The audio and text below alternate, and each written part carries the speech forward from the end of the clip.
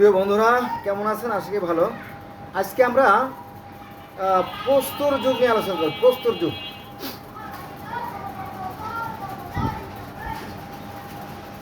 প্রস্তর যুগের পূর্বে কোনো কোনো ভূবিজ্ঞানী ও ঐতিহাসিক আরও একটি যুগের কথা উল্লেখ করে থাকে, যাকে বলা হয় প্রস্তর পূর্ব যুগ।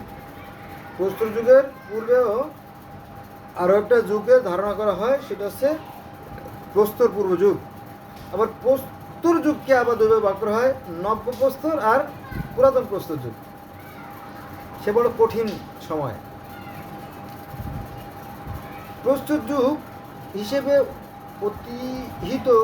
অভিহিত করা হলেও এই যুগ ছিল পাথর ব্যবহারের সূচনার যুগ। এই সময় স্বাভাবিক অবস্থায় বা অমার্জিতভাবে ভাঙা পাথর হাতিয়ার হিসেবে ব্যবহার করা হতো। যদিও প্রস্তর পূর্ব যুগের সংস্কৃতি সম্পর্কে প্রমাণ দেওয়ার মতো কোনো ঐতিহাসিক তথ্য পাওয়া যায় না। এছাড়া কৃষিকাজ, পশুপালন, শিকার, ধর্ম, সমাজ, সংগঠনের কোনো অস্তিত্ব তখন ছিল না। এ যুগের সূচনা 10 লক্ষ খ্রিস্টপূর্বাব্দ। কত?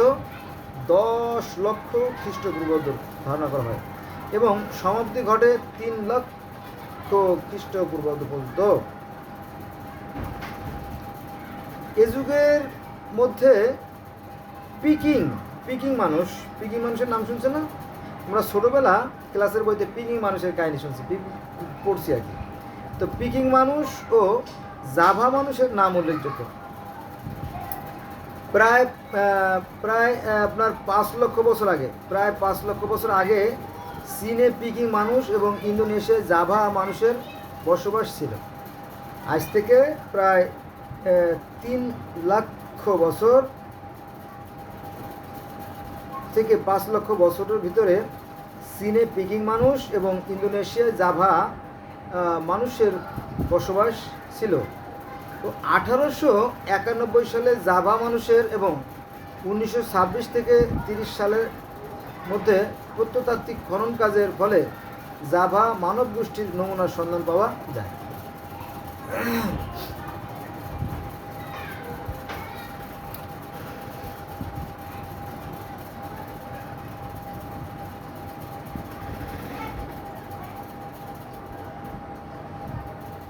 গ্রিকরা তো উন্নত, গ্রিকটা বেশ উন্নত। গ্রিকেও যে আপনার যে গ্রিক ধর্ম, তারও ইতিহাস প্রায় 5,000-5,500 বছর আগের। কারণ এর আগের কথা বলা যায়, এর আগেও ছিল। তো আমরা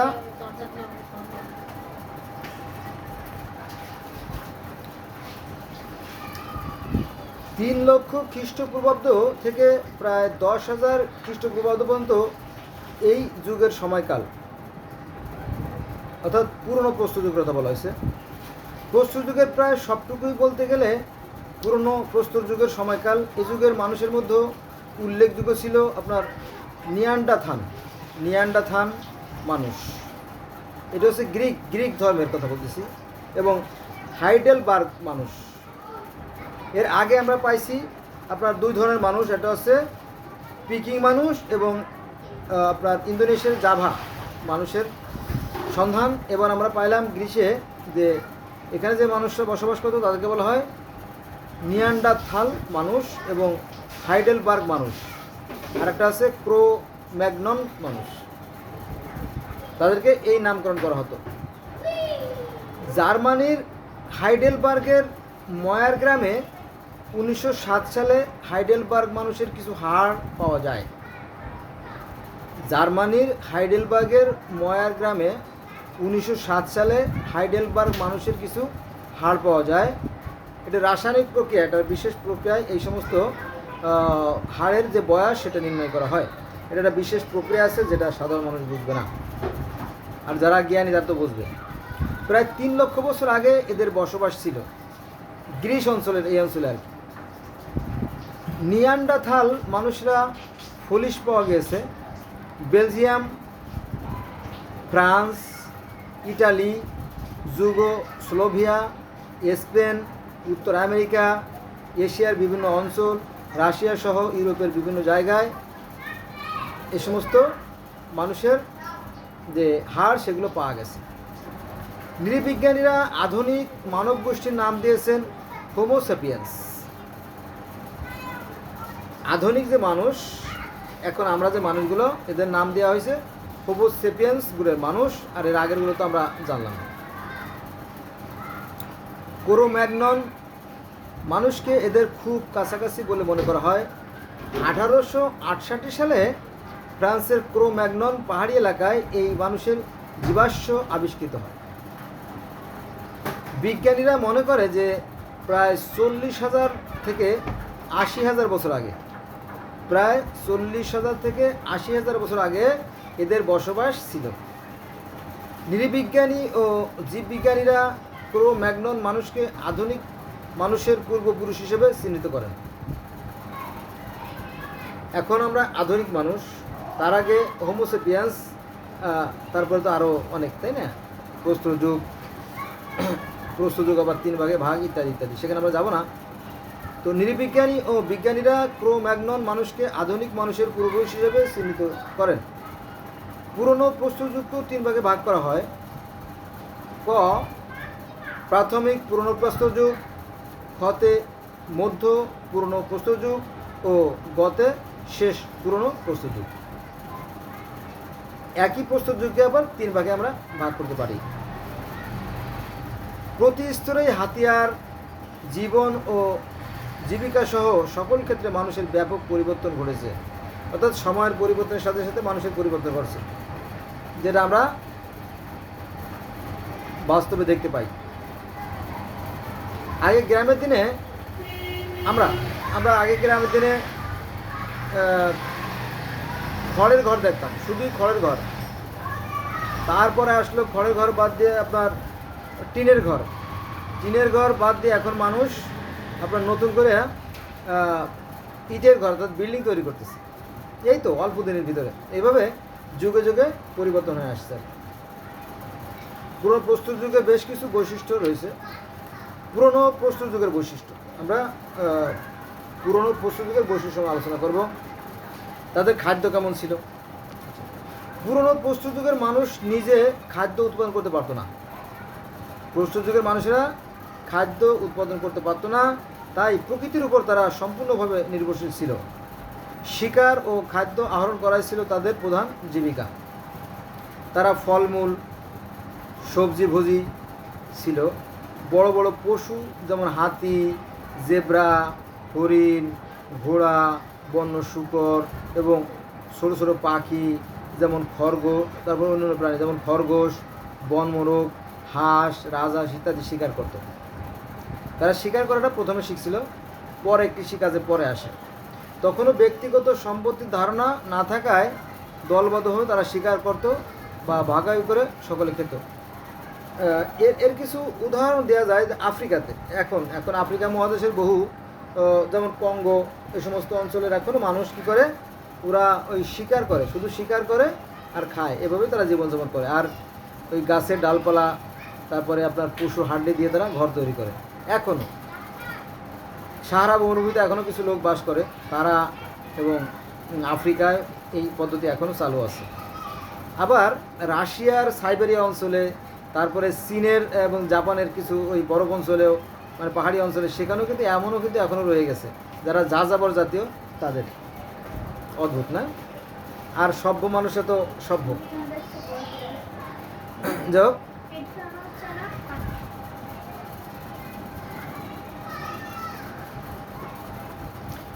পুরনো প্রস্তর যুগের শেষ দিকে তারা নদী ও সমুদ্রের মাছ শিকার করত, অর্থাৎ পশু থেকে তারা মাছও শিকার করার অভ্যাস চালু করে আর কি। এ থেকে অনুমান করা হয় তাদের খাদ্য তালিকায় মাছও ছিল। তাই এ যুগের মানুষ ছিল খাদ্য সংগ্রহকারী, খাদ্য উৎপাদনকারী নয়। তারা শুধু খাদ্য খেত আর যাযাবর মতো জীবনযাপন করত। এ কারণে অনেকে পুরনো প্রস্তর যুগকে খাদ্য সংগ্রহকারী যুগও বলে থাকেন। এবার আমরা প্রস্তর যুগের যে বাসস্থান সে সম্পর্কে আলোচনা করব। প্রস্তর যুগের বাসস্থান, পুরনো প্রস্তর যুগের মানুষ ছিল যাযাবর, তাই বিভিন্ন অঞ্চলে বসবাসের সময় বিভিন্ন ধরনের আশ্রয়স্থল তারা তৈরি করত। এক এক জায়গায় অস্থায়ীভাবে তারা ঘর তৈরি করত, তারা পরে অন্য স্থানে চলে যেত। এইটাই ছিল তাদের অভ্যাস। এ সময় মানুষ তৃণ অঞ্চল, নদী, সমুদ্র তীরবর্তী অঞ্চল, পর্বত সংকুল এলাকা ও জলাভূমিতে বসবাস করছে। জলাভূমি বলতে ডিঙ্গির মতো বা নৌকোর মতো বা বাঁশের চালা তৈরি করে তারা বসবাস করতে। প্রথম দিকে খোলা আকাশের নিচে থাকলেও জীবজন্তুর থেকে বাঁচার জন্য তারা মানুষ কী করে ঘর তৈরি করে। এরকম ছিল তখনকার মানে সমাজ ব্যবস্থা আর কি। সমাজ তো ছিল না, তাদের জীবন ব্যবস্থা। উৎসমণ্ডলীয় অঞ্চলে মানুষ সমতল ভূমিতে কুড়ে ঘর আকৃতির ঘর তৈরি করত। তবে জীবজন্তুর আক্রমণ থেকে বাঁচার জন্য এসব এলাকায় পাহাড় ছিল, সেখানে পাহাড়ের গুহায় তারা আরও গর্ত তৈরি করতো। পাহাড়ে ঝুলন্ত পাথরের ছায়ায় তারা আশ্রয় নিয়ে বেশি স্বাচ্ছন্দ্য বোধ করতো, কারণ পাহাড়টা তো নিরাপদ, মজবুত, এবং সেখানে গর্তের মধ্যে লুকালে করে আপনার বন্য জন্তু জানোয়ারদের হাত থেকে নিজেকে রক্ষা করা খুব সহজ হতো আর কি। এই জন্য তারা যাদের সামর্থ্য ছিল তারা বেশিরভাগই পাহাড়টা বেছে নিত। শেষ পুরনো প্রস্তর যুগ ও মধ্য পুরনো প্রস্তর যুগে মানুষ ব্যাপকভাবে গুহাবাসী হয়েছে। অবশ্য অনেক জায়গায় গর্ত খুঁড়ে কুঠরিতে বসবাস করার নমুনা পাওয়া গিয়েছে। উচ্চ পুরনো প্রস্তর যুগের শেষ দিকে মানুষ প্রাকৃতিক আশ্রয়স্থল ছেড়ে বিভিন্ন রকমের সরঞ্জাম যেমন পশুর চামড়া, তাঁবু বা লতা পাতা, কাঠ, মাটি দিয়ে অপেক্ষাকৃত উন্নত ঘর বাড়ি তৈরি করে, যা মধ্য প্রস্তর যুগে আরও উন্নতি লাভ করে। যদিও মানুষ কৃষি আবিষ্কারের পর সত্যিকারের ঘর বানাতে শিখেছিল। যখন কৃষিকাজ করা শুরু করলো এবং মানুষ যখন এটা কিছুটা স্থায়ীভাবে তারা ফসল উৎপাদন শুরু করলো, তখন থেকে মানুষের উন্নতি এবং অগ্রগতি দ্রুত হতে শুরু করলো। আর এর আগে যাযাবর অবস্থায় ছিল আর কি। আমরা এবার জানবো যে প্রস্তর যুগের মানুষের বস্ত্র কী ছিল, পোশাক কী ছিল। বস্ত্র, বন মানুষ বস্ত্রহীন কিংবা উলঙ্গ থাকলেও পুরনো প্রস্তর যুগের শেষ দিকে মানুষ, বিশেষ করে নিয়ান্ডারথাল মানুষ শীত থেকে বাঁচার জন্য চামড়া দিয়ে গা ঢাকায় অভ্যস্ত ছিল। ঘোড়ার দিকে গাছের ছাল, বাকল ও পাতা দিয়ে লজ্জা নিবারণ করত। পরে আস্ত একটি পশুর চামড়াকেই গায়ে জড়িয়ে রাখতে শেখে।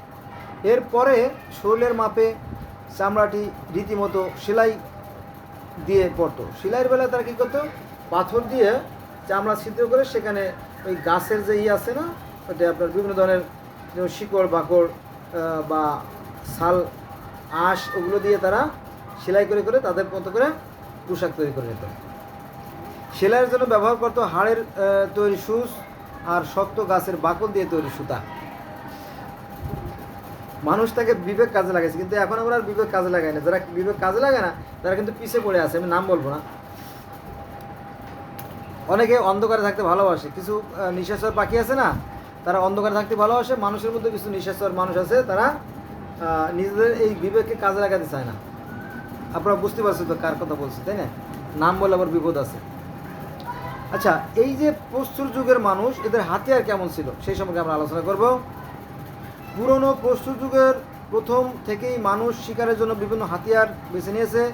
ঘোড়ার দিকের হাতিয়ার সম্পর্কে কোনো প্রত্নতত্ত্ববিদ সন্দেহ পোষণ করেছেন। তাদের ধারণা এগুলো নিতান্তই পাথরের টুকরো। পিকিং মানুষের গুহায় কোয়ার্টস পাথরের হাতিয়ার থেকে প্রমাণিত হয় যে তারা হাতিয়ারের ব্যবহার জানত। জাভা মানুষের ব্যাপারে এই কথা প্রযোজ্য।